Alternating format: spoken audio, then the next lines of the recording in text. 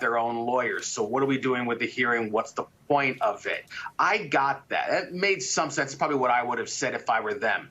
If I'm Jack Smith now, though, he needs to actually put some meat on that bone. If the government has something, say it. Don't just hint around and dance around it. You're not going to get that far with Judge Cannon, given what we've seen in the past. If you've got something that points to a real conflict, put it in writing and file it on the public docket.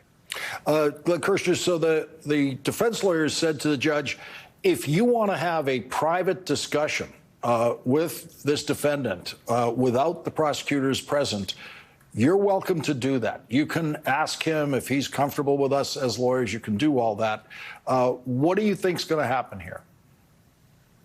You know, I think it's a wild card with respect to Judge Cannon. But, you know, Lawrence, we've seen this movie before, and we watched it, I mean, within recent days when an attorney named Stanley Woodward, who represents any number of sort of, you know, MAGA-related Team Trump kind of people, really didn't want to have a hearing to see whether he had a conflict in his representation of a person that's referred to as Trump employee number 4, that is the IT director at Mar-a-Lago, who has since been identified as Mr. Tavares.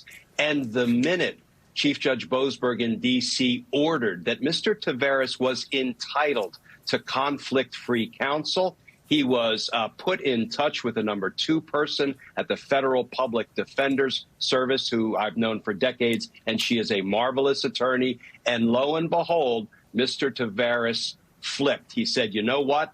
I want this lawyer because she seems to be representing my interests, not Donald Trump's. He retracted his grand jury testimony in which he had maintained, I don't know anything about a cover-up. I don't know anything about video footage being deleted or Donald Trump asking that it be deleted in violation of a grand jury subpoena. He retracted it. He, we believe, told the truth based on the reporting. Now he becomes a very important witness against Walt Nauta, Donald Trump, De Oliveira, and perhaps others. That highlights the beauty of the Sixth Amendment right to counsel, because it's not just a right to any old counsel. It's a right to conflict-free counsel, and that's why Jack Smith continues to fight these conflict battles, because if somebody has a conflict and they end up being convicted, they can use that conflict to attack their conviction on appeal.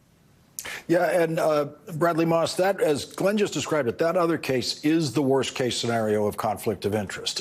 This one might be a lighter version of that, and at minimum, as Glenn says, the prosecution's interest in it is to get it aired out now so that if there's a conviction, this won't be a grounds for appeal.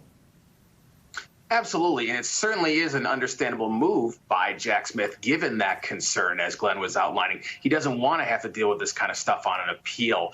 But what he has to do now, at least in my view, is he's got to try to explain to Judge Cannon how this particular Garcia request is equivalent to what they requested with respect to Stanley Woodward. As Glenn was just outlining, there was something far more, you know, at least appearing sinister when it came to what happened with employee 4, with Mr. Tavares. You saw what appeared to be, whether or not it was deliberate or not, at least the appearance that someone was concealing information based in part of what the attorney was advising. Is that going on here with these other witnesses that De Oliveira's attorney had been representing? Jack Smith kind of danced around. He hasn't said it for certain. If he's got something, I can't stress this enough, put it on the table.